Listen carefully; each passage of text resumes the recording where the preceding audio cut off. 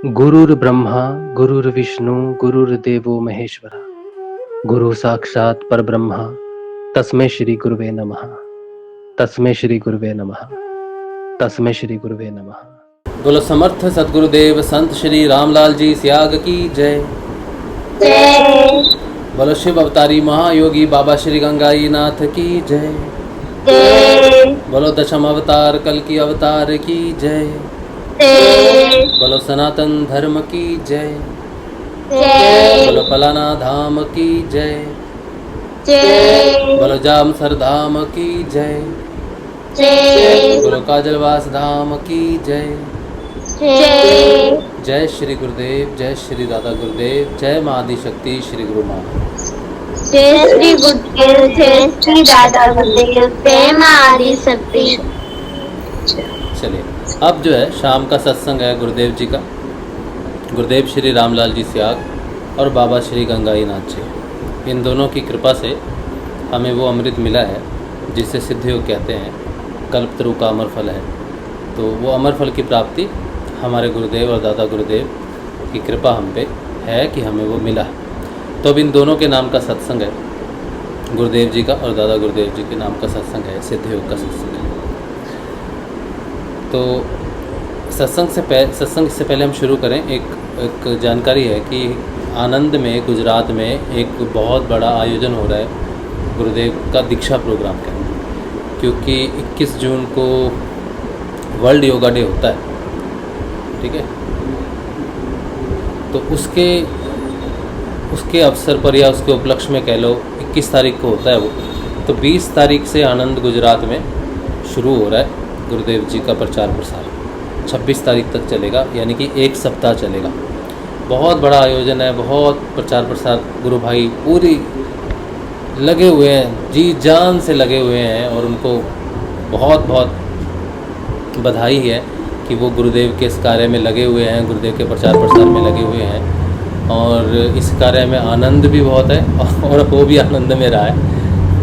इस कार्य को करने का अगर आपको एक दिन का भी सौभाग्य प्राप्त होता है, अगर कहीं आसपास आप रहते हो तो आप ज़रूर जाओ और जाके गुरुदेव जी का प्रचार प्रसार करो, क्योंकि ये ऐसा दिन है जिस दिन लोग स्पेसिफिकली योग की तरफ देखेंगे।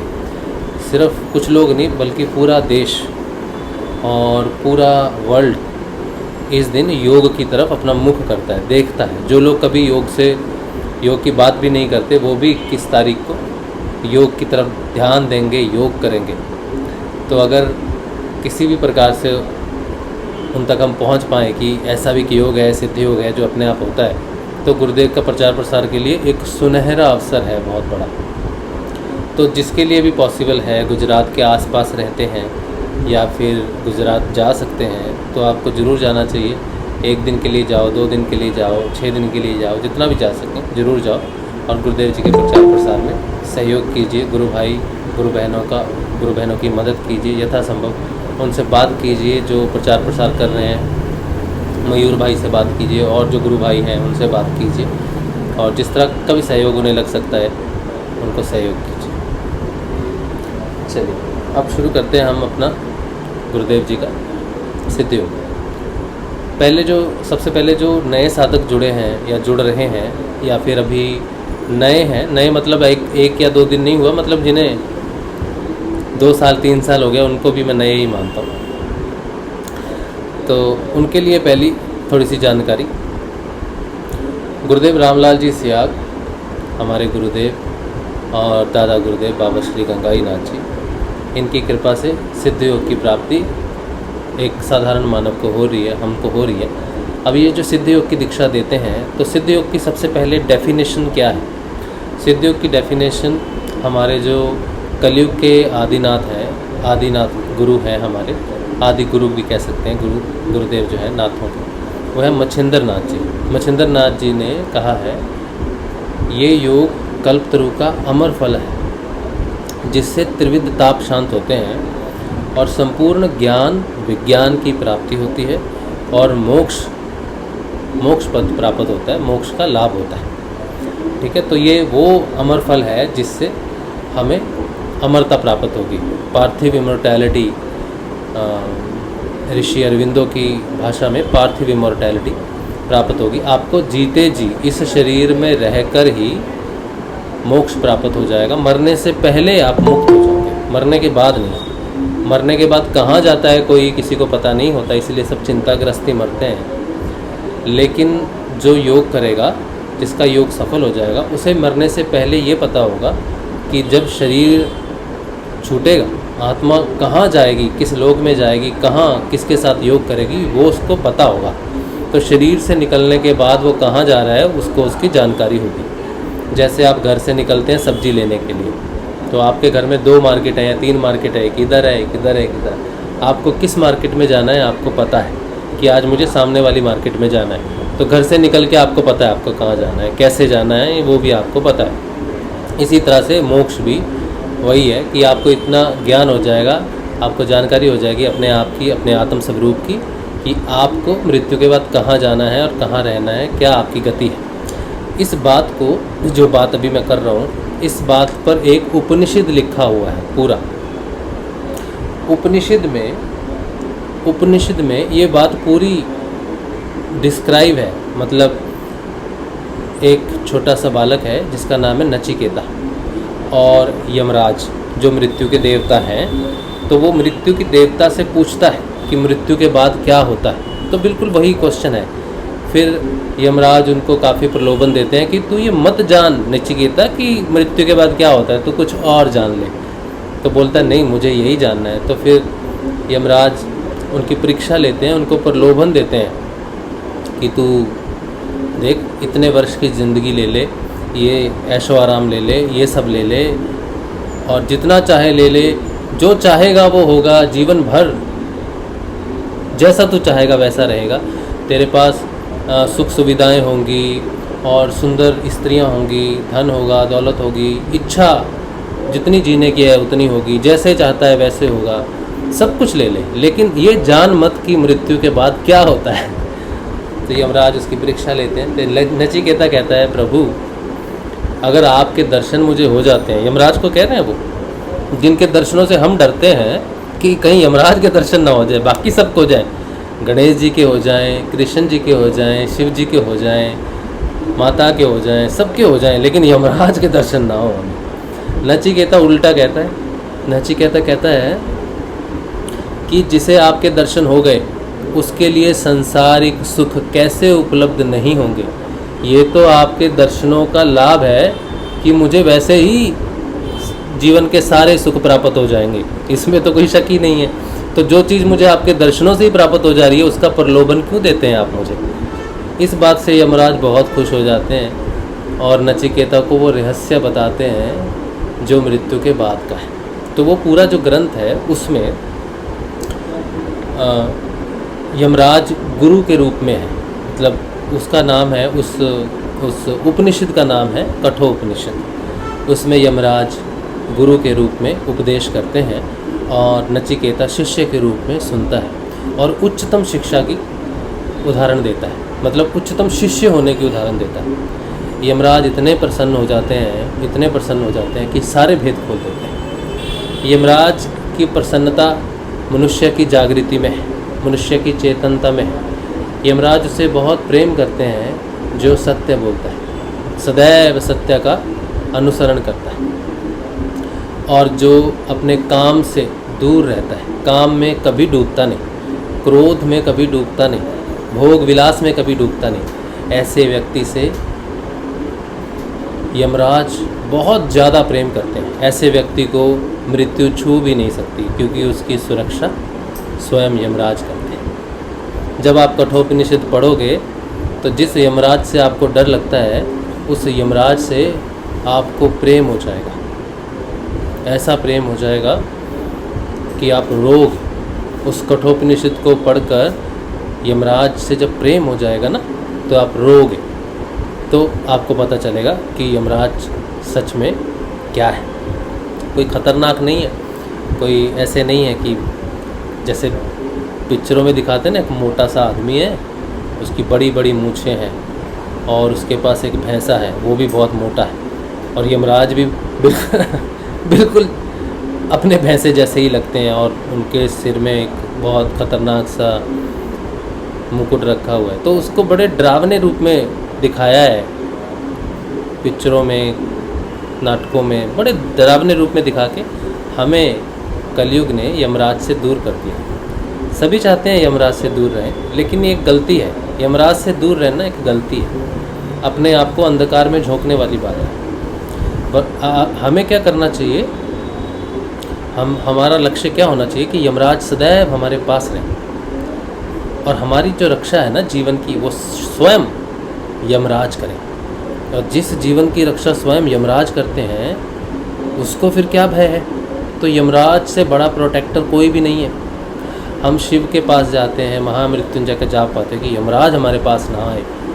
हम बड़े बड़े मंत्रों का अनुष्ठान करते हैं, बड़ी बड़ी चीज़ें करते हैं ताकि यमराज हमारे पास ना आए। लेकिन अगर यमराज स्वयं हमारे प्रोटेक्टर बन जाएं या हमारे रक्षक बन जाएं, तो फिर किस बात का डर है? किसी बात का भी डर नहीं है। लेकिन यमराज ऐसे आते नहीं, वो प्रोटेक्टर ऐसे बनते भी नहीं। आप उनकी पूजा उपासना करोगे तो वो आपके प्रोटेक्टर नहीं बनेंगे। वो प्रोटेक्टर उसके बनेंगे जो सत्य बोलता है। यमराज सत्य का ही स्वरूप है। अगर कभी सत्य को देखना हो कि सत्य कैसा दिखता है, तो यमराज को देखना। जैसे वो दिखते हैं वो सत्य है, सत्य मूर्ति है यमराज, ठीक है। तो वो मदद करते हैं, ठीक है। तो जो व्यक्ति सत्य की धारणा पे चलता है, सच बोलता है, वो। अब अष्टांग योग में अगर आप देखो तो अष्टांग योग में 8 अंगों में पहला जो अंग है वो यम का ही है। पहला है यम। और यम का स्थान, क्योंकि अष्टांग योग शुरू कहाँ से होता है ये जान, अब यात्रा कहाँ से शुरू होती है? आत्मा की यात्रा जहाँ से शुरू होगी, अष्टांग योग वहीं से शुरू होता है। तो यम, आत्मा की यात्रा यम से शुरू होती है। हृदय से शुरू होती है आत्मा की यात्रा।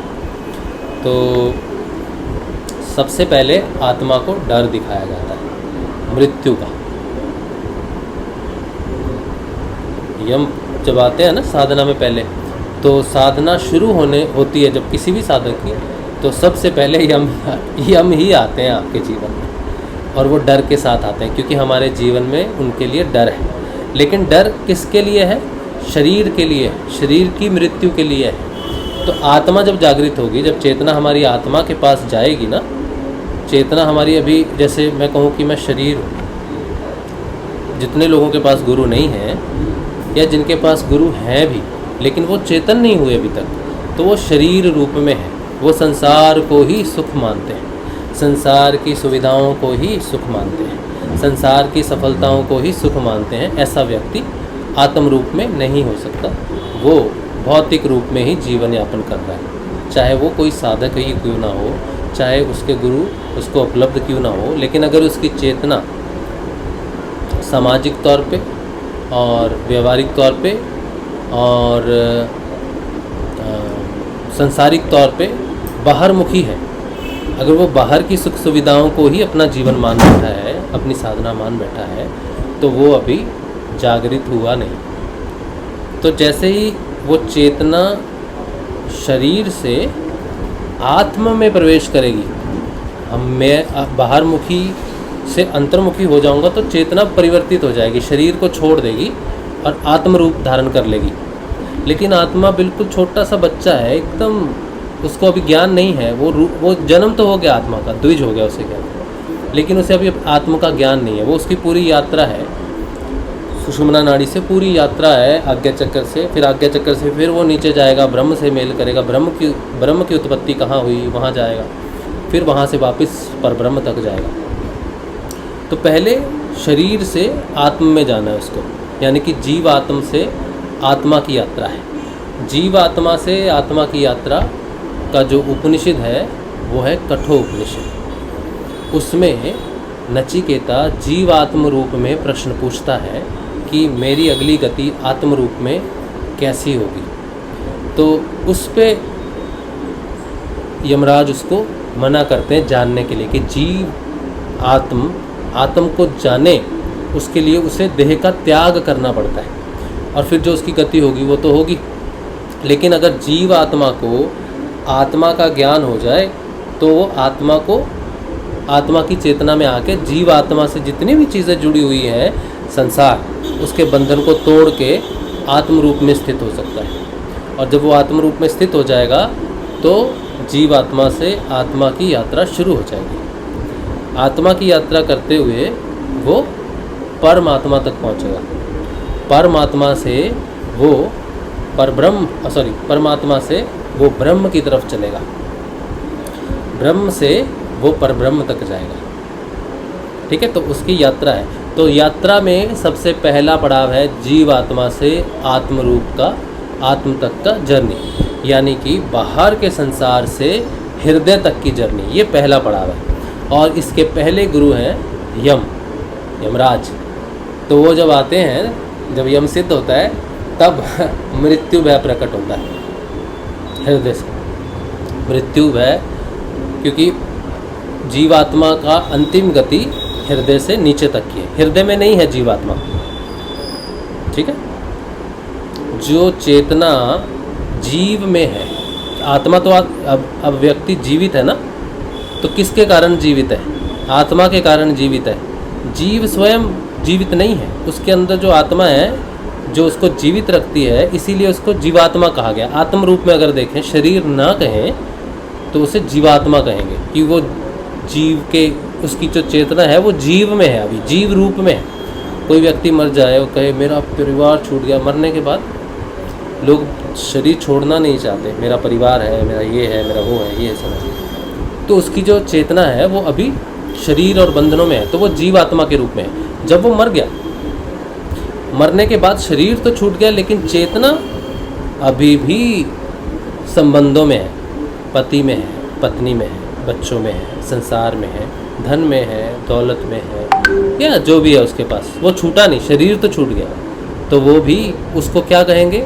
जीवात्मा कहेंगे। तो उसको जब लेके जाएंगे तो कहेंगे इस जीवात्मा को लेके जाओ, तो उसकी गति होगी उसके कर्मों के हिसाब से। लेकिन जीते जी कोई व्यक्ति जीवात्मा से आत्मा में ट्रांसफॉर्म हो जाए, उसको कहेंगे द्विज। जो व्यक्ति मर गया लेकिन चेतना जीव में ही रह गई, तो वो जीवात्मा ही रह गया। लेकिन जीते जी गुरु की प्राप्ति से जो जीवात्मा से आत्मा में बदल गया, वो द्विज। फिर वो जो यात्रा करता है वो आत्मा की यात्रा होती है, उसका संसारिक यात्रा नहीं होती। सोचो, कोई व्यक्ति विशेष है, मैं हूँ, मैं अपनी एग्जांपल लेता हूँ। मैं हूँ, मैं राजशिव, मैं जो मेरा भौतिक नाम था राजू शर्मा, या मेरा जन्म गोष्ठी का जो नाम था, जन्म पत्री में जो नाम था मनमोहन। तो जो यात्रा कर रहा है आध्यात्मिक, वो मनमोहन नहीं है, या राजू शर्मा नहीं कर रहा। ये जो आध्यात्मिक यात्रा है, आत्मा की यात्रा है, ये राजू शर्मा नहीं कर रहा, मनमोहन नहीं कर रहा। अब ये कौन कर रहा है? ये वो चेतना कर रही है जो अपने आप को पहचान रही है गुणात्मक रूप में, कि गुणात्मा। तो क्या नाम से जानते हो आप आत्मा को? राज शिव के नाम से जानते हो। तो जिस नाम से आप मुझे जानते हो वो मेरी भौतिक यात्रा का आईना नहीं है, वो मेरी आध्यात्मिक यात्रा का आईना है। ठीक है, इसीलिए जब हम गुरु जी की शरण में जाते हैं, आश्रम में जाते हैं, या कोई सन्यास ले लेता है, कोई साधु बन जाता है, तो जो गुरु होते हैं वो अपने शिष्य का नाम बदल देते हैं। नाम बदलने के साथ ही जो नाम पुराना होता है उसके साथ वो संसारिक बंधनों का त्याग करवा देते हैं। सोचो, राजू है, राजू को कह दिया बेटा आज से तेरा नाम राजू नहीं, आज से तेरा नाम राजशिव है। अब संसारिक बंधनों से हटके तुझे कर्म बंधनों से छुटकारा मिलना है, जो अनेक परिवारों से जुड़ा हुआ। तेरा सिर्फ ये परिवार नहीं, बल्कि तूने बहुत सारे ऐसे जन्म लिए हैं, वो बंधनों को तोड़ना है। तो तुझे आत्म यात्रा करनी है, इसलिए तुझे अपने आप से सबसे पहले मुक्त होना है। और तेरे को बांधने वाला सबसे पहला तेरा नाम है सूक्ष्म रूप से, दूसरा तेरा खून है, तीसरा तेरी चमड़ी है, ठीक है, तेरी हड्डियां हैं, ये शरीर है।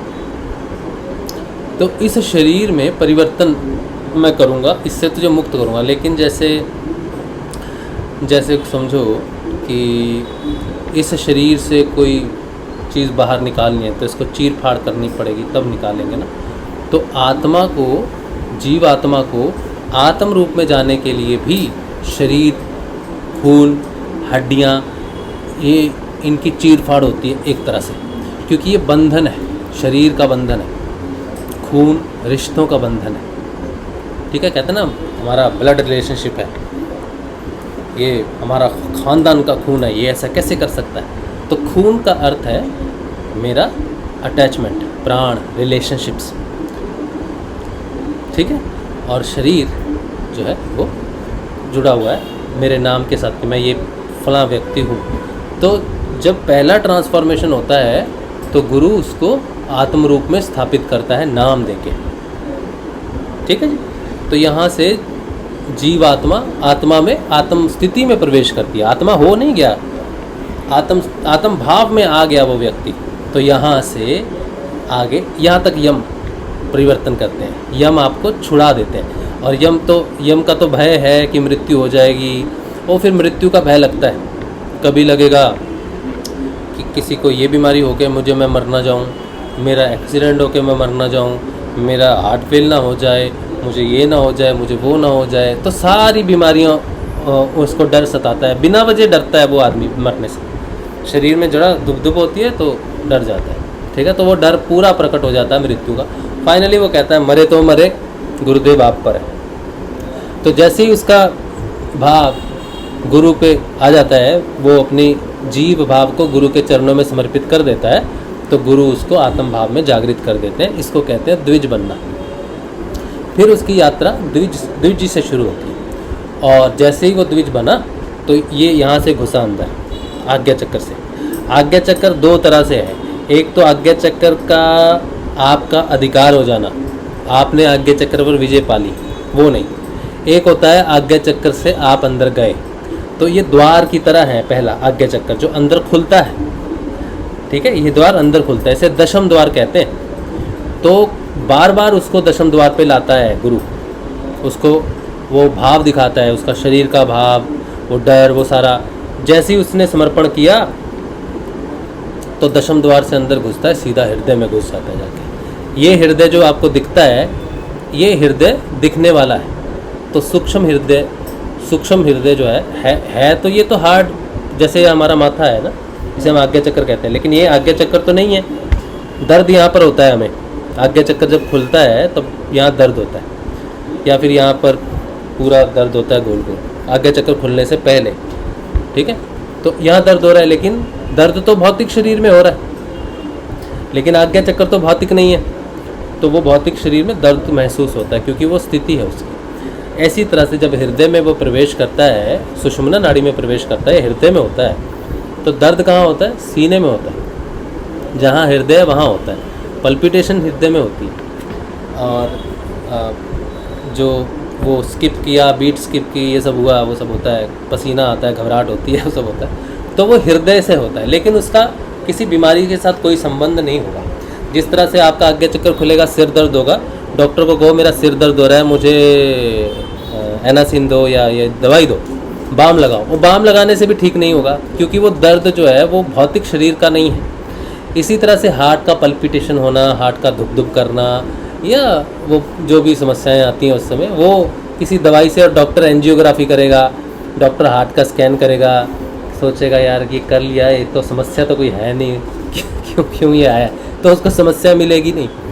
ठीक है, तो जब हमें पता ही नहीं चलता कि हमारे साथ हो क्या रहा है और क्यों हो रहा है, जब हमें शरीर में सच्ची में परेशानी होगी ना, तो आपको बड़ी आसानी से पता चलता है कि मेरे शरीर में प्रॉब्लम हो गई है। इसी तरह से जब कुंडलिनी की वजह से आज्ञा चक्र पर दर्द होता है या हृदय चक्र पर दर्द होता है, तो पता चल जाता है। वो टेम्परेरी होता, थोड़ी देर के लिए होता, फिर बिल्कुल ठीक हो जाता है, जैसे कुछ हुआ ही नहीं, है ना। तो वो पता चल जाता है कि ये कुंडलिनी के कारण है।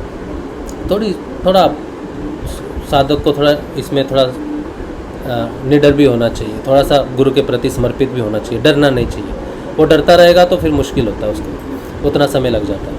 तो फिर वो जीव आत्मा से आत्मा में, हृदय में प्रवेश करता है, तब उसके जीवन में पहला उपनिषद प्रवेश करता है, पहला ज्ञान उसके जीवन में उद्घटित होता है। ज्ञान सारा एक साथ नहीं आएगा। अब बहुत सारे उपनिषद हैं, वेदांत है ना, बहुत सारे उपनिषद हैं, गीता है, ब्रह्मत्रयी है। तो पहले सबसे वेदांत के रूप में जो प्रकट होगा वो है कठोपनिषद। ठीक है, कठोपनिषद आपके हृदय से प्रस्तुत हो जाएगा। अब आप जो सूक्ष्म हृदय की बात हम कर रहे हैं, उस हृदय में सुषुम्ना नाड़ी जुड़ी हुई है, आत्मा यहाँ निवास करती है। ठीक है, यहाँ निवास करती है। आत्मा और गुरु ये दोनों एक ही हैं, आत्मा और गुरु में कोई अंतर नहीं है, इसीलिए गुरु भी हृदय में निवास करते हैं, आत्मा भी हृदय में निवास करती है। इसीलिए लेफ्ट साइड में हमेशा शिक्षक या गुरु की जो स्थिति होती है वो लेफ्ट साइड में होती है। राइट साइड में गुरु को नहीं रखते, लेफ्ट साइड में रखते हैं, क्योंकि लेफ्ट साइड में उसका स्थान है, हृदय, प्रेम है। तो वो आत्म रूप जागृत होता है, गुरु ही है आत्मा। ठीक है, एक शिष्य की आत्मा गुरु।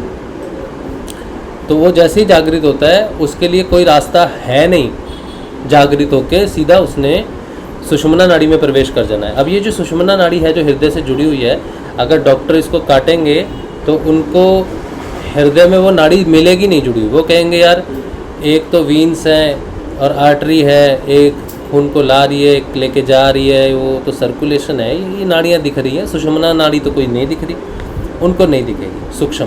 ठीक है, तो आत्मा सुषुम्ना नाड़ी में प्रवेश करती है, प्रवेश करती हुई फिर वो जाती है अंधकार में। वो आपको महसूस होगा, आंखें बंद करोगे ना, अब जब आपको वो सुषुम्ना नाड़ी महसूस होगी, आप आंखें बंद करो, आपको एक नीला प्रकाश दिखेगा, वो जा रहा है, बस वो दूर जाता है फिर शुरू से शुरू हो जाता है। इस तरह से आपको एक नील प्रकाश दिखेगा सुषुम्ना नाड़ी में प्रवेश जब होता है। दिखता है ना, कईयों को दिखता हो, शुरुआती साधकों को दिखता है। साधक पुराना हो जाएगा फिर उसे नहीं दिखेगा। अब कितनी बार जाएगा बेचारा, कितनी बार शुरू से शुरू करेगा, तो वो जाएगा, जाता ही जाएगा। हो गया, अंधकार ही अंधकार है, कुछ नहीं दिख रहा, बस वो जा रहा है तो जा रहा है। कई दिनों तक उसको ये एक्सपीरियंस होता रहता है। ठीक है, तो हाँ, तो यहाँ से वो अपनी यात्रा शुरू करता है। जीव आत्मा से, आत्मा अपनी यात्रा को शुरू करता है। इसे कहते हैं आत्मा की यात्रा, इसे कहते हैं आध्यात्मिक यात्रा, इसे कहते हैं आत्मज्ञान की तरफ बढ़ना, आत्मा के ज्ञान की तरफ बढ़ना। विद्या प्रस्तुत होती है। आत्मा जब जागृत होती है तो वो ये नहीं देखती कि राजू शर्मा एक इंजीनियर था, तो इंजीनियरिंग का कुछ लगाते हैं तोड़ मोड़ जानने के लिए कि है क्या। जब उसने राजू शर्मा का ही त्याग कर दिया, जीवात्मा का, तो उसके सगे संबंधियों का भी त्याग कर दिया, उसकी इंजीनियरिंग का भी त्याग कर दिया, उसकी धन और दौलत का भी त्याग कर दिया, उससे सारी चीज़ें जो जुड़ी हुई थी वो सब का त्याग कर दिया, सब चीज़ों का उसने त्याग कर दिया। तो अब उसको क्या चाहिए, उसको आत्मज्ञान चाहिए। तो जितनी भी बुद्धि उसने अपनी पढ़ाई से, संस्कार से, परिवार से, दोस्तों से, जैसे भी उसने अर्जित की थी, चतुराई से, खेल से, कूद से, वो सारी जीरो, वो सारी ख़त्म हो गई उसके पास। अभी उसके पास कुछ भी नहीं है, वो बुद्धि के रूप में एकदम शून्य है। संसारिक बुद्धि नहीं काम आती। अब यहाँ से उसको आगे तो बढ़ना ही है। संसारिक बुद्धि तो जीव आत्मा के साथ रह गई, तो आत्मा आगे बढ़े कैसे? तब उसको आत्मा का ज्ञान प्रकट होता है। इसे कहते हैं विद्या। ठीक है, इसे कहते हैं विद्या। तो उसे ज्ञान प्रकट होना शुरू होता है। अब वो ज्ञान किसका प्रकट होगा? पहले उसे अपना ज्ञान पहले नहीं होता। जैसे हमने बात की ना कि आत्मा गुरु है, तो उससे पहले किसका ज्ञान प्रकट होगा? वो किसे जानती है? सिर्फ गुरु को जानती है और किसी को भी नहीं जानती। आत्मा ब्रह्म को नहीं जानती, ईश्वर को नहीं जानती, शिव को नहीं जानती, गणेश को नहीं जानती, किसी भी देवी देवता को नहीं जानती। वो सिर्फ एकमात्र अपने गुरु को जानती है। तो सबसे पहले उसकी चेतना उसके गुरु के प्रति खुलेगी।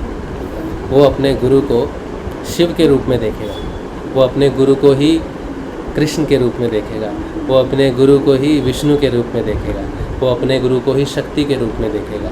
इस तरह से वो अपने गुरु के लिए प्रसंग लिखेगा, कविताएं लिखेगा, उसके लिए नए नए गीत लिखेगा, उसकी प्रशंसा करेगा, उसके से प्रेम करेगा, और सब कुछ जो भी उसको समझ में आएगा वो सारा का सारा वो अपने गुरु के चरणों में फूल के रूप में अर्पित करेगा। तो पहला ज्ञान जो उसे प्रकट होगा वो उसके गुरु के लिए होगा, गुरु के प्रति होगा। फिर गुरु उसको आगे लेके जाएंगे, धीरे धीरे उसका ज्ञान बढ़ता जाएगा, उसे चीज़ें समझ में आने लग जाती हैं, उसे वेद स्वयं प्रकट होने लगते हैं। जैसे कहा ना कि कोई जीवात्मा से आत्मा में परिवर्तन होगा उसका, तो कठोपनिषद उसके हृदय से प्रस्तुत हो जाएगा। बाहर उसको कठोपनिषद पढ़ने की ज़रूरत नहीं है, उसके अंदर ही प्रकट हो गया कि मैं निर्भय हूँ। तभी तो वो प्रवेश किया ना हृदय से, जब वो निर्भय हो गया कि मृत्यु आए तो आए, अब मैं ये पथ नहीं छोड़ूंगा, बस वो नचिकेता हो गया और यमराज उसके गुरु हो गए। तो यहाँ से उसके जीवन में अपने आप वेद प्रकट हो गया। तो जैसे गुरुदेव कहते हैं कि योग प्लस वेदांत पूर्ण दर्शन है। तो ये नहीं है कि मैं योग कर रहा हूँ तो मुझे बाहर से पुस्तकें पढ़नी पड़ेंगी, कठोपनिषद बाहर से पढ़ना पड़ेगा तब मेरा योग सफल होगा, तब योग सफल नहीं होगा। योग सफल तब होगा जब उस योग से स्वयं वेदांत प्रकट होने शुरू हो जाए। तो उस जब आप योग से सच में जीवात्मा से आत्मा में परिवर्तित हो जाओगे, उस चेतना में परिवर्तन आ जाएगा, तो कठोपनिषद का जो भी उसमें शिक्षा दी गई है कि उस साधक को कैसा होना चाहिए, वो सारा गुण आपके अंदर प्रस्तुत हो जाएगा। कठोपनिषद व्यवहार के रूप में आपके अंदर प्रकट हो जाएगा। तो पहला वेदांत कठोपनिषद के रूप में आपके अंदर प्रस्तुत हो गया ऑलरेडी। तो यहाँ से योग ने वेदांत को जन्म दे दिया। अब आप गुरुदेव की वाणी सुनोगे ना, तो गुरुदेव ने कहा है कि मैं आपको शरीर रूपी ग्रंथ पढ़ना सिखाता हूँ। तो शरीर क्या है? ग्रंथ है। इस ग्रंथ से गीता उपजी, इस ग्रंथ से वेद आए, इस ग्रंथ से, उन वेदों से उपनिषद आए, ब्रह्मत्रयी, सब कुछ जहाँ से भी आया वो इस शरीर से आया। तो उन सारी चीज़ों की उत्पत्ति जो बाहर, जिसे हम अक्षर ब्रह्म कहते हैं, ठीक है, अक्षर ब्रह्म से पर ब्रह्म की प्राप्ति का जो नियम है, जैसे हम पढ़ते हैं भगवान के बारे में, आरती करते हैं, उसके नाम के बारे में जानते हैं, गुरुदेव एक मंत्र देते हैं हमें, जो मंत्र है वो क्या है? वो ब्रह्म है, लेकिन वो ब्रह्म स्वरूप नहीं है, वो अक्षर स्वरूप है। तो वो अक्षर ब्रह्म है। तो अक्षर ब्रह्म से पर ब्रह्म की प्राप्ति का सिद्धांत है। जैसे गुरुदेव कहते हैं ना कि धारा अगम लोक की गुरुदेव दिए बताए, जपत उलट ही सदा स्वामी संग मिलाए। तो धारा अगम लोक की, धारा को उल्टा कर दो तो राधा शक्ति, तो राधा राधा जपते जपते। तो अक्षर ब्रह्म जो गुरु देता है, वो ब्रह्म जो शब्द देता है वो अक्षर ब्रह्म के रूप में देता है। तो अक्षर ब्रह्म से ही ब्रह्म को पाते हैं, क्योंकि ब्रह्म ने इस सृष्टि की रचना अक्षर ब्रह्म से की है। ओम सारे शब्दों की उत्पत्ति का ओम तत्सत, तो वहाँ से हुई है। तो उसमें सारे कुछ आ जाते हैं, सारे शब्द आ जाते हैं, उन शब्दों से ही मंत्र बनते हैं। ठीक है, उच्चतम मंत्र जो आपको मिला संजीवनी मंत्र, तो वो अक्षर ब्रह्म है। ठीक है, तो क्या होगा, आपके अंदर योग, जिस अक्षर ब्रह्म से आप योग कर रहे हो, वो योग से ही आपके अंदर अक्षर ब्रह्म प्रकट हो जाएगा। किसके रूप में होगा? अब वो मंत्र विस्तृत हो जाएगा, उस मंत्र में ही सारा अक्षर ब्रह्म समाया हुआ है। सारे वेद पुराण, सारे उपनिषद, सारी ब्रह्मत्रयी, गीता, मद्भागवत, सब कुछ उसी में ही समाया अक्षर ब्रह्म में। तो वो प्रकट होना शुरू हो जाएगा, जैसे शुरुआत में हुआ, कठोपनिषद के रूप में हुआ। तो आपके अंदर प्रकट हो गया पहला उपनिषद। अब क्या होगा? अब आपको जो वही अक्षर ब्रह्म है अंदर प्रकट हो गया, अब वो बाहर भी है, कठोपनिषद के रूप में है। अब ये उसको खींचेगा चुंबक की तरह। अब कठोपनिषद जहाँ भी है आपके पास स्वयं पहुँच जाएगा। ये चमत्कार है, कमाल है, ये अद्भुत। जो चेतना, जो वेदांत, जो उपनिषद योग के माध्यम से आपके अंदर जागृत हो जाएगा, वो जहाँ कहीं भी है आप तक स्वयं पहुँच जाएगा। आपको कोई किताब पढ़ने की ज़रूरत नहीं, आपको किसी किताब के पीछे भागने की ज़रूरत नहीं, वो स्वयं आपके पास आएगा। क्योंकि जो अंदर प्रकट हो गया वो माँ श्रुति के कारण हुआ है, माँ के कारण हुआ, वो ज्ञान है। अब उसको विस्तृत रूप से पढ़ने के लिए पूर्ण रूप से समझने के लिए वो पुस्तक के रूप में, ग्रंथ के रूप में आपके पास आएगा। जब आप उसको पढ़ोगे तो आप कहोगे ये तो सत्य है, यही तो है, इसे मैं जानता हूँ, इसका मतलब ये है, इसका मतलब ये है, इसका मतलब ये है। वो ग्रंथ अपने सारे भेद आपके अंदर ऑलरेडी खोल चुका है। अब बस वो कन्फर्मेशन के लिए आया है, स्टैंप लगाने के लिए। कन्फर्म्ड यू, आपके योग ने आपके अंदर वेदांत को जन्म दे दिया है। वो बाहर का जो अक्षर ब्रह्म है वो सिर्फ उसको स्टैंप मारने आएगा। कन्फर्म्ड हो गया, आपका योग सिद्ध हो रहा है, ये अंदर से प्रकट हो गया।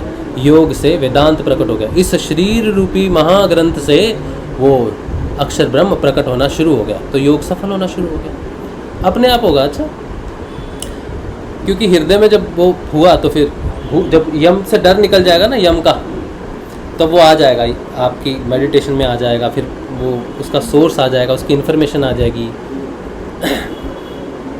फिर उसके बाद उसको जानकारी चाहिए, गुरु के प्रति लिखेगा सब कुछ। फिर उसको जब वो इतना कुछ लिखेगा तब उसके मन में एक और प्रश्न आएगा कि मैं क्या जानूं कि मैं सब जान लूं, मैं ऐसा क्या जानूं कि मैं सब जान लूं।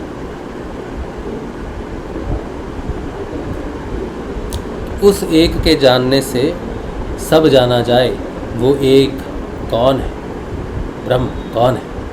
फिर ये एक और उपनिषद है, उसका नाम तो मुझे नाम याद नहीं रहती, समस्या है मेरे साथ। तो एक और उपनिषद है, वो प्रस्तुत हो जाएगा आपके जीवन में।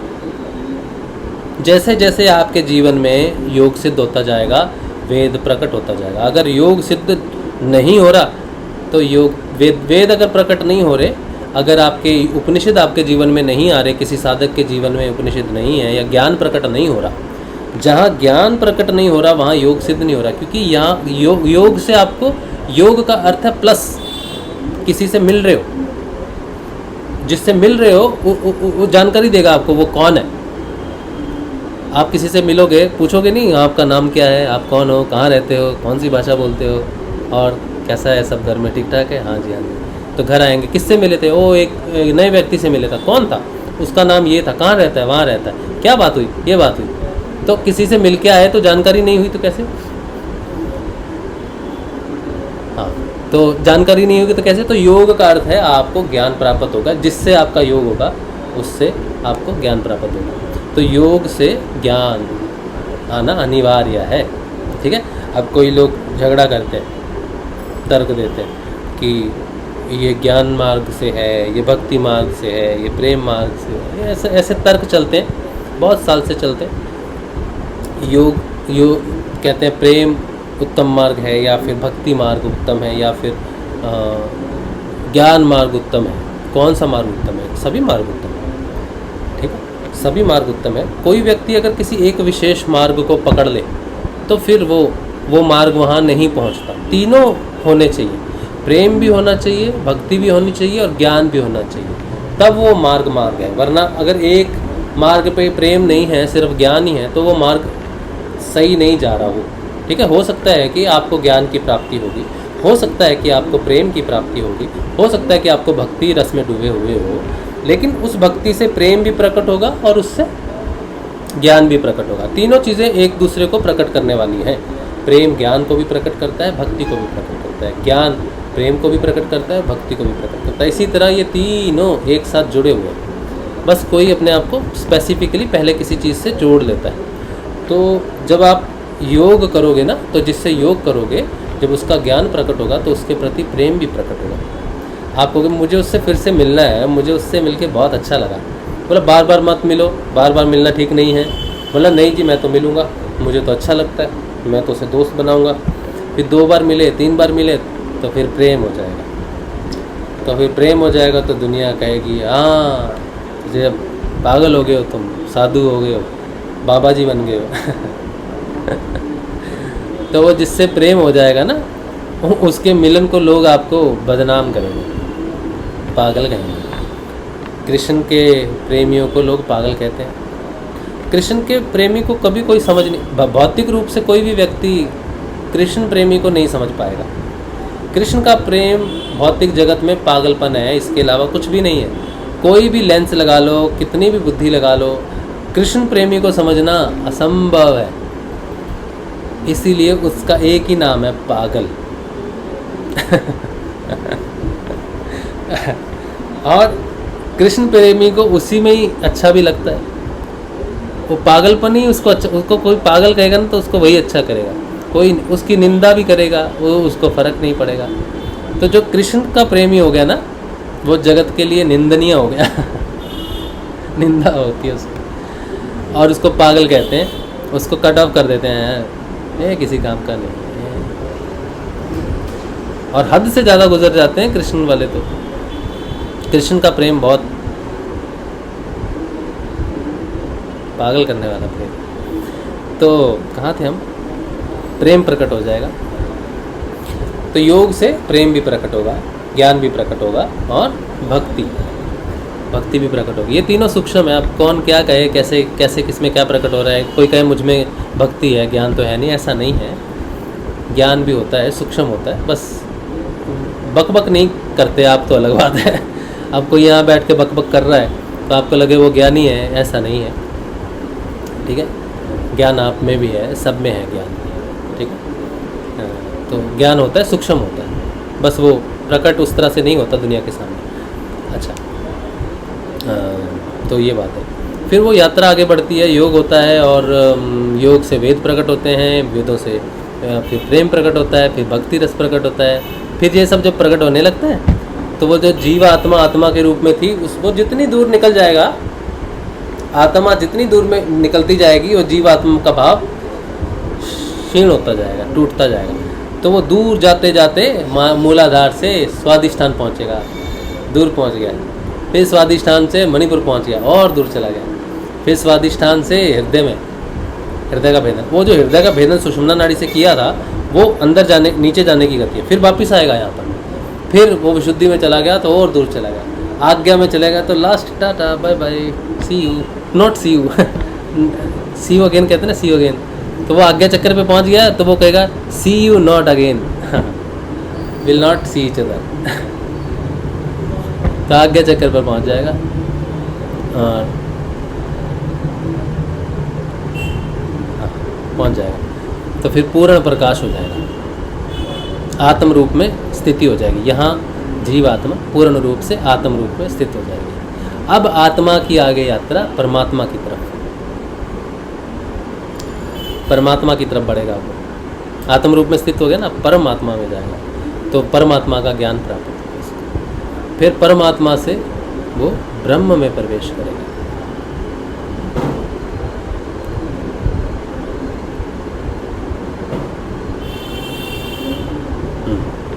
ब्रह्म, ठीक है।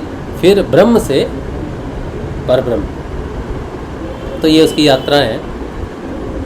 और इस पूरी यात्रा में जैसे जैसे उसकी यात्रा, उसको ज्ञान भी वैसे वैसे मिलेगा, उसका साक्षात्कार वैसे वैसे ही होगा।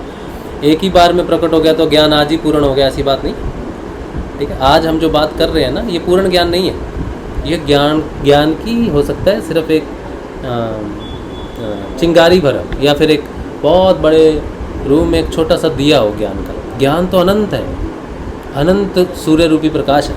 तो ये हो सकता है जो बात हम कर रहे हैं ये दिया है सिर्फ जो हमें दिख रहा है। तो धीरे धीरे इसको और बढ़ेगा, जैसे जैसे यात्रा आगे बढ़ेगी, जैसे जैसे इनलाइटनमेंट होगी, जैसे जैसे लाइट बढ़ेगी।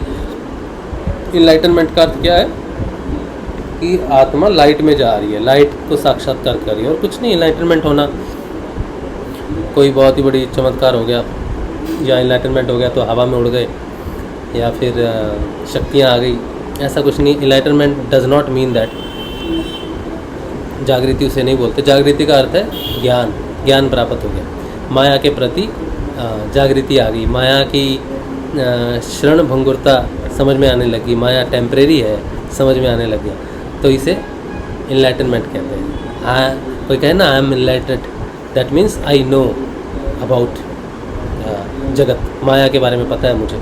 तो जो इनलाइटनमेंट है, जो इनलाइटेड है, उसको दुख में दुख नहीं होता, सुख में सुख नहीं होता, काम भावना उसे सताती नहीं। अच्छा, ये जो काम और क्रोध भावनाएं हैं ना, ये हमारे शरीर से ही जुड़ी हुई है। ये जो स्पेसिफिकली जो काम है ना, ये शरीर भाव से जुड़ा हुआ है। आप जब आप ध्यान करोगे ना, जब आप कई शिष्य जो हैं वो ध्यान करेंगे ना, तो वो वो फील करेंगे कि मुझे शरीर भाव महसूस ही नहीं हो रहा, मैं गले से नीचे महसूस ही नहीं कर पा रहा, या मैं अपने शरीर को महसूस ही नहीं कर पा रहा ध्यान में। तो ये वो अनुभूति है, ये वो मार्ग है, ये वो साक्षात्कार है जो उसे धीरे धीरे धीरे धीरे शरीर भाव से मुक्त कर रहा है। एक ही बार में तो मुक्त नहीं होगा, बस वो एहसास होगा उसको कि मुझे अपना शरीर महसूस नहीं हो रहा, ठीक है। तो वो वासना जो है शरीर की, वो भाव धीरे धीरे धीरे धीरे परमानेंट हो जाएगा। शरीर के साथ रहते हुए भी वो भाव परमानेंट हो जाएगा और पूर्ण रूप से शरीर से डिटैचमेंट हो जाएगी।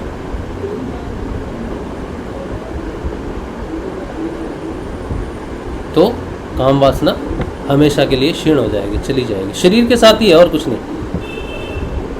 अलग अलग जानवर हैं दुनिया में, कोई घोड़ा है, हाँ, कोई चिड़िया है, कोई बंदर है, कोई बिल्ली है ना, कोई हिरन है, कोई कुछ है, कोई कुछ है। तो शरीर की भावना के साथ ही उसका काम जुड़ा हुआ है। इंसान का इंसान के शरीर के साथ जुड़ा हुआ है। जब वो शरीर भाव से मुक्त हो गया तो वो काम भाव से मुक्त हो गया, ठीक है। इसी तरह क्रोध अहंकार से जुड़ा हुआ है, बड़प्पन से जुड़ा हुआ, बड़ेपन से जुड़ा हुआ है, और बहुत सारे अहंकार तो पता नहीं उसकी जड़ें कहाँ कहाँ, तो वो जुड़ा हुआ है। तो ये जो आप मेडिटेशन करते हो, ध्यान करते हो ना, तो ध्यान में, मेडिटेशन में आप उस भाव से मुक्त हो रहे हो। आप उसे ये नहीं प्रश्न कर सकते कि गुरुदेव मैं इस भाव से कब मुक्त होगा, तो वो आपके साक्षात्कार में आ जाएगा। कौन सी चीज़ किससे जुड़ी हुई है वो आपको साक्षात्कार में आ जाएगी। जैसे डर हृदय से जुड़ा हुआ है तो वो हृदय के साथ होगा, और क्रोध जो है वो आपकी पर्सनैलिटी के साथ या आपके मैंपन के साथ जुड़ा हुआ है, तो बार बार उसको धक्कारे मिलेंगे। और काम जो है शरीर के साथ जुड़ा है तो शरीर भाव चला जाएगा धीरे धीरे, है ना। तो ये सारी चीज़ें आपको महसूस होती जाएंगी और अनुभव होगा। जब आगे चक्कर पे पहुंच जाओगे तो वो कंप्लीट हो जाएगा, शरीर भाव से मुक्त हो जाओगे, जगत भाव से मुक्त हो जाओगे, तो वो प्रकट होगा। एक दिन में नहीं होता कि मैं साधना कर रहा हूँ तो मेरे विचार ऐसे क्यों हैं, मैं साधना कर रहा हूँ तो मैं गुस्सा क्यों करता हूँ, मैं साधना करता हूँ तो मुझे जलन क्यों होती है, ईर्ष्या क्यों होती है, अहंकार क्यों होता है, क्यों नहीं मैं ठीक हो पा रहा। तो वो तो साक्षात्कार हो रहा है, आपको, आप जान रहे हो, आपको जानकारी हो रही है, ठीक है। आपके पास वो प्रकाश नहीं है कि आप उसको दूर कर सको, तो धीरे धीरे वो प्रकाश प्रकट होगा तो आपको पता चलेगा उसको हटाना कैसे, उससे दूर कैसे होगा।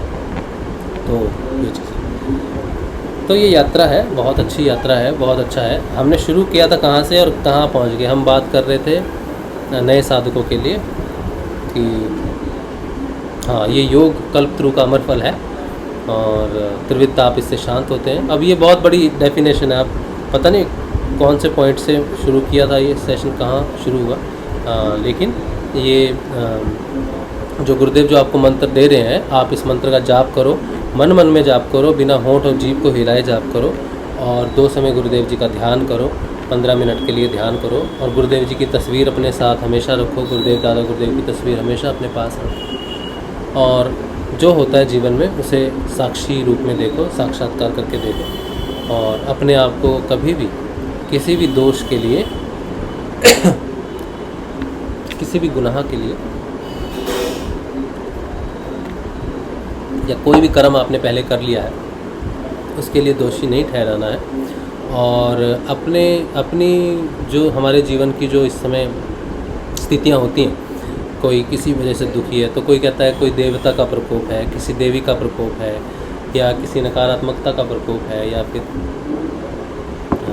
नकारात्मक का प्रकोप है, या फिर पितरों का है। अपनी कर्मों को हम जब तक हम अटैच्ड हैं ना, तब तक सब जगह से ही प्रकोप आता है। ये जो हमारा शरीर है ना, ये ग्रहों से बना हुआ है, ग्रहों के उसमें, इस पे सूर्य का, मंगल का, बुध का, सबका आता है। जब तक आप उस शरीर भाव से मुक्त नहीं हो जाते तब तक आप सूर्य, मंगल, शनि से मुक्त नहीं हो सकते। और जब तक आप अपने भाव से मुक्त, अपने आप से जीव से डिटैच नहीं होते, जो आज हमने बात की ना, जीव आत्मा से आत्मा, जब तक जीव आत्मा से आत्मा में चेतना नहीं जाती तब तक आप अपने पितरों से, किसी देवी देवता, कुल देवी, या वो तो कुल देवी तो अच्छा है, वो तो साथ देते हैं आपका, लेकिन पितरों का जैसे सवाल उठता है तो पितरों का दोष भुगतना पड़ रहा है, वो आप जब तक जीव आत्मा हो तब तक आपको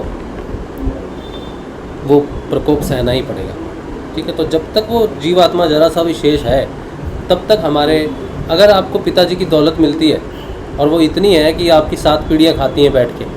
तो आपको दौलत मिली पिताजी की 18 साल की उम्र में, अब आप 80 साल के हो गए, अभी भी पिताजी की दौलत ही चल रही है, तो पिताजी का ही तो खा रहे हो ना। तो पिताजी के कर्म भी तो आते हैं उस दौलत के साथ, है ना।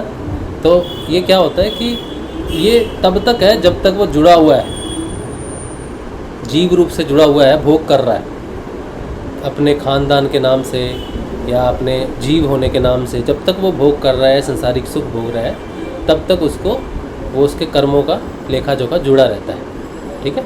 तब तक वो सारी परंपराएं आती हैं, श्राद्ध करना है, ये करना है, वो सब करना है। जिस दिन वो जीवात्मा से आत्मा में ट्रांसफॉर्मेशन हो गया, वो बंधन कच्चा होना शुरू हो जाता है, ठीक है। गुरु टेक ओवर करता है उसको, और फिर वो पूर्ण रूप से डिटैच हो जाएगा, तो मुक्त आत्म रूप हो गया। वो जीव आत्मा नहीं रहा, आत्म रूप में मुक्त हो गया। लेकिन उसकी मुक्ति के साथ साथ उसके पूर्वज भी मुक्त होते हैं। वो अकेला मुक्त नहीं होता। कोई एक व्यक्ति, आप अपने परिवार में मोक्ष को प्राप्त कर लिया और आपके माता पिता वहीं लटके हुए, ऐसा नहीं होगा। उनको भी मोक्ष का मार्ग प्राप्त हो जाएगा, उनकी रिटर्न की टिकट कट जाएगी, ठीक है। तो ये ऐसा है, इसीलिए दायित्व होता है पुत्र का। पुत्र कहते हैं ना, पुत्र मोक्ष दिलाता है। वो श्राद्ध करके मुक्त कर दिया या फिर अंतिम राइट्स कर दिए, उससे अगर सबकी मुक्ति होती तो कोई अच्छा कर्म करता ही नहीं। योग करने की ज़रूरत क्या है? बच्चे पैदा कर दो और इन्हों बच्चों ने ही संस्कार करना है हमारे, और यही हमें मोक्ष दिलाएंगे। ये गलत धारणा है, ठीक है। वो तो एक क्रियाक्रम है। उसका अर्थ है कि बच्चे का जो मुक्ति है, बच्चे की मुक्ति के साथ इनकी मुक्ति जुड़ी हुई है। वो हमें मुक्त कराएगा, मतलब वो खुद मुक्त होना चाहिए। बच्चा हो सकता है हमारे घर में ऐसा प्रकट हो जो उपासना करे, साधना करे, भगवान के प्रति रुचि रखता हो, सात्विक हो, साधु हो, वो खुद मुक्त हो जाएगा, तो हमारी भी मुक्ति हो जाएगी। तो पुत्र संतान की प्राप्ति किस लिए है? कि वो हमें मुक्ति प्रदान करे। हम तो नहीं कर पाए, हमारा बच्चा आगे करे, ठीक है। तो पुत्र को माना जाता है, क्योंकि पुत्र जो है वो पिता के वंश के साथ जुड़ा रहता है। पुत्री को कहते हैं पुत्री क्या मोक्ष देगी होगी। पुत्री क्या करती है? पुत्री दूसरे परिवार में चली जाती है, दूसरे वंश में चली जाती है, ठीक है। सोचो, अगर आपके ख़ानदान में आपने मुक्ति पाई, तो आपके जो माता पिता हैं वो मुक्ति पाएंगे। तो जो आपकी माता है वो तो दूसरे परिवार से आई हुई है ना, लेकिन मुक्ति वो इस परिवार में इसलिए पा रही है कि वो आपके पिता के साथ वो मुक्त हो रही है, क्योंकि वो इसी परिवार में है। तो एक बहन है, गुरु बहन है, उसने ये प्रश्न पूछा था कि उनकी शादी हो गई है और वो दूसरी जगह आए हैं, तो उनके पितरों का दोष उनको सता रहा है। ये मैंने उनको कहा ये लॉजिकल नहीं लगता मुझे ज्ञान नहीं है इन चीज़ों का, लेकिन ये लॉजिकल नहीं है। क्योंकि अगर हम देखें अपने सनातन धर्म को देखें, ग्रंथों को देखें, अक्षर को देखें, तो हमें पुत्र के जो रस्में लिखी गई हैं या पुत्र के लिए जो कुछ लिखा गया है कि पुत्र करता है, पुत्र होना चाहिए, अंतिम करेगा, ये करेगा, तो पुत्री जो है वो इस वंश, पुत्री को हम बोझ नहीं देते। मतलब जब पिता पुत्री को मुक्त करता है, ठीक है, तो वो उसको मुक्त कर देता है, उसके ऊपर बंधन नहीं रखता। हाँ, आजकल जो सोसाइटी है ये अलग है, अलग व्यवहार है, लेकिन मुख्य रूप से वो पुत्री को मुक्त कर देता है, इस खानदान से मुक्त कर देता है। फिर वो नए खानदान में जाती है, उसके परिवार को आगे बढ़ाने के लिए जाती है। अगर वो कन्या ना हो तो कोई वंश आगे ही ना बढ़े। वो जिसके खानदान में जा रही है वहाँ तो कोई प्रकट ही नहीं होगा, कोई जन्म ही नहीं लेगा। तो एक पिता अपने खानदान को अपने पुत्र से आगे बढ़ाता है और पुत्री से वो दूसरे के खानदान को आगे बढ़ाता है, ठीक है। तो जिस पिता को पुत्र और पुत्री दोनों का संयोग प्राप्त हो, वो पिता भी धन्य है, क्योंकि वो अपने खानदान को भी बढ़ाने के लिए उसको भगवान का आशीर्वाद है, और वो दूसरे के खानदान को भी बढ़ाए, उसका आशीर्वाद। तो जब वो दूसरे के खानदान को बढ़ा रहा है, तो अपनी पुत्री को वो लगेज नहीं देगा कि देख पुत्री तू जा रही है, लेकिन देख अपना ये सारा सिस्टम है, तेरे को वो करना पड़ेगा, तेरे को वो भी करना पड़ेगा। तो वो पुत्री है, वो बिटिया है, बेटी है, ठीक है। वो आपका बोझ उठाने नहीं आई है। तो आपने जब उसे भेज दिया दूसरे परिवार में, फिर आपके संस्कार उसमें जरूर रहेंगे। आपने उसको क्या सिखाया? मधुरभाषी है, अच्छी है, चरित्रवान है, और अपने माता पिता की सेवा करने वाली है, अपने पति की तरफ सतीवता क्या बोलते हैं वो है, और उसके गुण क्या हैं वो सब आपके परिवार से उसको मिलेंगे। लेकिन फिर आप अपने कर्मों का बोझ अपनी बेटी पे नहीं डाल सकते। जब उसका एक बार, हाँ, जब तक वो आपके परिवार में है, उसकी शादी नहीं होती है, वो किसी दूसरे परिवार में नहीं जाती है, अग्नि के साथ बंधन नहीं जोड़ती है, तब तक वो आपके परिवार में रहती है, तब तक तो समझ में आता है कि वो आपके परिवार का ही अंश है। लेकिन एक बार उसने त्याग कर दिया इस चीज़ को, तो फिर उसको बांधने का आपके पास कोई तरीका नहीं है। तो कहते हैं ना, पिता बेटी के घर का पानी भी नहीं पीता, क्योंकि कुछ लेना देना नहीं है बेटे। अब सिर्फ आशीर्वाद ही दे सकता है पिता कि तुम खुश रहो, लेकिन कुछ एक्सपेक्ट नहीं कर सकता, पानी भी नहीं। तो जब वो पिता मरता है, तो जब वो जीते जी उससे पानी नहीं उसके घर में जाके पीता, तो मरने के बाद वो कैसे एक्सपेक्ट कर सकता है कि मेरी बेटी मेरा ये चुकाए वो चुकाए। तो वो लॉजिकल नहीं लगता मुझे। अब ग्रंथों में भी क्या लिखा है इसको मुझे जानकारी तो नहीं है उतनी, मैं पढ़ा तो नहीं, लेकिन जितना मैं जान पाया हूँ आत्म के रूप में, जितना भी मेरा अध्ययन है या जितनी भी जागृति मुझे अनुमति देती है, तो उतने हिसाब से मेरे घर में पुत्री होगी और मैंने उसका कन्यादान कर दिया, तो मैं जीते जी ही उसे मुक्त कर दे रहा हूँ, अपने हर कर्म से मुक्त कर दे रहा हूँ, हर बोझ से मुक्त कर दे रहा हूँ, सब तरह से मुक्त कर दे रहा हूँ। अब तेरा और मेरा बस मैं तुझे आशीर्वाद ही दे सकता हूँ। अब मेरी पुत्री उस परिवार की हो गई, उस परिवार को संभालना, उस परिवार की मुक्ति का कारण, ऐसे वंश को आगे बढ़ाओ कि अपना और उस परिवार के मुक्ति का कारण तुम बनो। तो मैं तो ऐसा पिता बनना चाहूँगा ना, मैं ऐसा तो नहीं बनना चाहूँगा कि मेरा बेटा भी यहाँ पर बेचारा धक्के खाता रहे और मेरी बेटी भी को भी मैं कहूँगा नहीं मुझे कराओ पहले। तो ये तो लालची पिता हो गया, ठीक है। और वैसा हो भी नहीं सकता, ये हमारे हिसाब से नहीं चलता, ये ईश्वर के हिसाब से बनाया उसने। अगर एक बेटी और बेटी को अलग परिवार में भेजने की परंपरा बनाई है, क्यों बेटी का हम अपने ही खानदान में शादी क्यों नहीं कर देते, अपने ही क्यों नहीं बढ़ाते, उसको अलग वंश में क्यों भेजते हैं? इसका रीज़न है, क्यों सम्मान की दृष्टि से बहन को देखा जाता है, क्यों बेटी को सम्मान की दृष्टि दी जाती है, ठीक है। तो ये इस परंपरा का, इस कनेक्शन का, इस पॉइंट ऑफ व्यू का बड़ा लॉजिक है हमारे सनातन धर्म का, हिंदू धर्म में। और धर्मों के बारे में मैं कुछ टिप्पणी नहीं करता, लेकिन सनातन धर्म में बेटी दूसरे वंश को बढ़ाती है और बेटा अपने वंश को बढ़ाता है, ये नियम है सनातन धर्म का, और ये पूरा लॉजिकल है। इसको सूक्ष्म रूप से देखा जाए तो ये सही है, ठीक है। अच्छा चलो ये हो गया। तो क्या बात कर रहे थे हम लोग कि हाँ, जीव आत्मा जब आत्म रूप में जाती है तो वो मुक्त होती है, और जिस खानदान से वो जुड़ी हुई है, अगर आप बेटी हो और आपकी शादी हो गई है और आप तपस्या कर रहे हो ना, ठीक है, तो अब भगवान कैसे आपके माता पिता को मुक्त करता है, जो आपके भौतिक माता पिता हैं, उसकी जानकारी तो उसको ईश्वर को ही है। लेकिन पहली जिम्मेदारी आपके जो सास ससुर हैं उनके प्रति बंध जाती है, क्योंकि अब उनकी जिम्मेदारी है आपकी, तो पहला कर्तव्य तो वो है। अब बेटी बेटे से भी बड़ा काम ये कर दे कि अपने सास ससुर को भी मुक्त करे और अपने माता पिता को भी मुक्त करे, तो वो नारी धन्य है। अगर भगवान ने ऐसा प्रावधान बनाया है कि वो अपने सास ससुर को जहाँ मुक्त करती है वहाँ अपने माता पिता को भी मुक्त कर दे, तो ऐसी नारी को तो साष्टांग दंडवत प्रणाम है, ऐसी शक्ति को। और भगवान के इस नियम को भी साष्टांग दंडवत है कि उसने ऐसा नियम बनाया कि बेटी को बोझ तो नहीं देता वो माता पिता का, लेकिन हाँ बेटी के कारण मुक्ति दे देता है।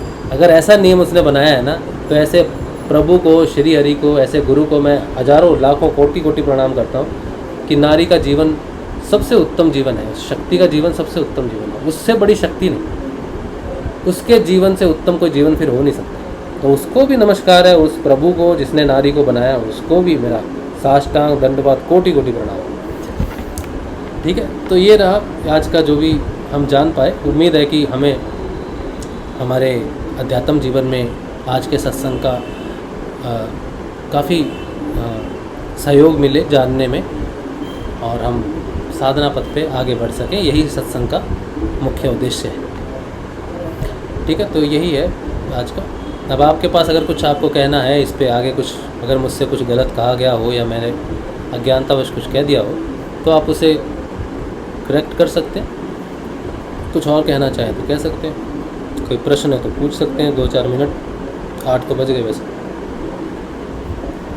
यूट्यूब पे देख लेता हूँ मैं, यूट्यूब पे, हाँ यूट्यूब पे तो बहुत कुछ है, बहुत कुछ तो नहीं है, जय श्री गुरुदेव भी बहुत कुछ है।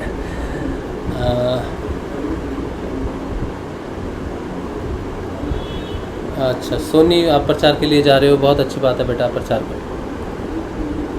राजेंद्र सबचकर कह रहे हैं जय गुरुदेव, ध्यान नहीं लगता है, इनका प्रश्न है। तो आप नाम जपो गुरु भाई। हमने तो बहुत देर से, मैं तो ये सेशन जो चल रहा है सत्संग कर रहा हूँ, और जब भी ये प्रश्न आता है कि ध्यान नहीं लगता, और मैं हमेशा कहता हूँ ध्यान लगने की प्रक्रिया नहीं है, घटने की प्रक्रिया है। ध्यान घटित होता है, लगता नहीं है क्योंकि ध्यान ऊपर से नीचे उतरता है। तो वो नीचे उतरे, उसको नीचे उतारना पड़ेगा आपको। उसको नीचे उतारने का तरीका है नाम जप। तो आप गुरु भाई नाम जप कीजिए, उसी से ही वो एक दिन स्वयं घटित हो जाएगा, और कोई प्रक्रिया है नहीं। अच्छा, द रीच JGD, जय गुरुदेव। अच्छा, शॉर्ट में है, हाँ JGD, जय गुरुदेव, बहुत बढ़िया। कह रहे हैं गुरु भाई ध्यान कर रहा हूँ सितंबर 2021 से। पिछले 1 महीने से पाचन खराब रहता है, खूब डकारें आती हैं जब मंत्र जाप करता हूँ। मंत्र जाप के समय देखो कई बार समस्या होती है कि किसी को पेन होने लगती है, किसी का भारी हो जाता है सीना मंत्र जाप करते समय, वैसे ठीक है, और कई बार ऐसी चीज़ उसको फील होती है, तो उस समय आपको डरना नहीं चाहिए। अगर ऐसी चीज़ हो रही है तो वो आपके शरीर के लिए अच्छी है।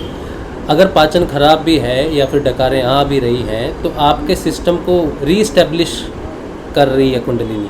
तो कई बार रीस्टैब्लिश करने के लिए थोड़ा सा उसको रिड़कना पड़ता है ठीक है, तो कई बार ऐसा हो जाता है। तो आप बिल्कुल घबराएं नहीं, मंत्र जाप नहीं छोड़ना बिल्कुल भी, 2 समय का ध्यान करना है। और अगर पाचन खराब हो रहा है तो इस समय थोड़ा खाने पीने पे ध्यान रखना है, ठीक है। हो सकता है कोई खान पीन में तब्दीली है जो होनी है इस समय, तो आप जो भी खाते हैं 1 हफ्ते के लिए आप चाहे तो उसको नोट करना कि मैंने सुबह ये खाया था, ये खाया था, ये खाया था। 1 हफ्ते की लिस्ट बना के कुछ भी वो एक मेमोरेंडम की तरफ उसको देखना कि अगर कुछ बदलाव होना है, खाने में कुछ बदलाव करने की ज़रूरत है, तो उस अपने सेहत को देखते हुए उसको बदलाव कर लेना, ठीक है। ये आप एक कर सकते हो। बाकी मंत्र जाप करते रहना और ध्यान के लिए बैठते रहना, और ध्यान जिस दिन घटित हो जाएगा बहुत अच्छी बात होगी, ठीक है। चलिए, तो आज के लिए यहीं पे रखते हैं हमारा गुरुदेव जी का सत्संग, बाबा श्री गंगाई नाथ जी का सत्संग, गुरुदेव श्री रामलाल जी का सत्संग, सिद्धयोग का सत्संग। कल मिलेंगे हम लोग सुबह के ध्यान में, सुबह 6:30 बजे। जय श्री गुरुदेव, जय श्री गुरुदेव, जय श्री गुरुदेव, जय श्री गुरुदेव, जय श्री गुरुदेव, जय श्री दादा गुरुदेव, जय श्री गुरुदेव, जय श्री गुरुदेव।